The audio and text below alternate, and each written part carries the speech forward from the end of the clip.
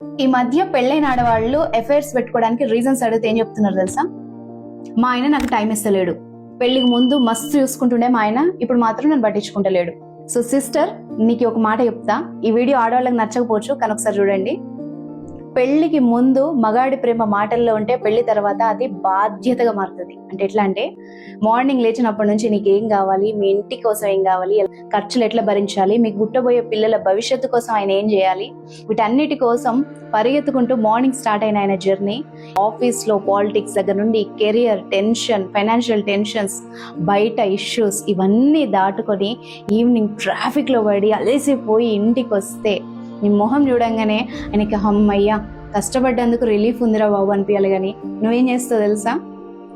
ఆయన ఏదో మాట్లాడదామని నీ దగ్గర వచ్చి కూర్చుంటే ఫస్ట్ నువ్వు చెప్పే సోది ఏంటంటే, మా ఫ్రెండ్స్ అది కొనుక్కున్నారు, మా కజిన్స్ ఇల్లు కొనుక్కున్నారు, మా రిలేటివ్స్ అక్కడికి టూర్కి పోయినరు, వాళ్ళు ఇట్లున్నారు ఇట్లున్నారు అట్లా ఎదురింటి పక్కింటి గోలంతా చెప్పేసరికి ఆయనకి ఉన్న మూడు కాస్తా పోయి ఏముందిలే అని చెప్పేసి సైలెంట్ అయిపోతాడు. నువ్వు దాన్ని ఏమనుకుంటావు, నేను పట్టించుకుంటలేడు అనుకుంటావు.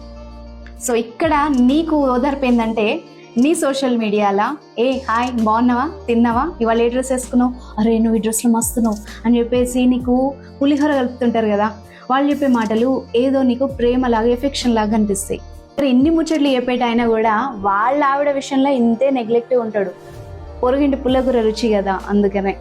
కానీ చాలా మంది ట్రాప్లో పడిపోయి భర్తని పిల్లల్ని అందరినీ వదిలేసి ఏదో సాధిద్దామని ఈ మధ్య చాలా చూస్తున్నాం. ఇన్సిడెంట్స్ జరుగుతున్నాయి, పారిపోతారు, వస్తారు, లేకపోతే చంపేద్దాం అనుకుంటారు, ఇవన్నీ వేసి లాస్ట్కి పిల్లల్ని రోడ్డు మీద పడేస్తారు, వాళ్ళు కూడా ఆగమవుతారు. కానీ గుర్తుపెట్టుకో, రేపు ఏదైనా తేడా కొట్టినా కూడా నీతో పులిహోర కలిపిన ఈ రాజా మాత్రం వాడిని పిల్లల్ని వదిలేసి అయితే రాడు. ఫైనల్గా ఏకాకయ్యేది మాత్రం నువ్వే.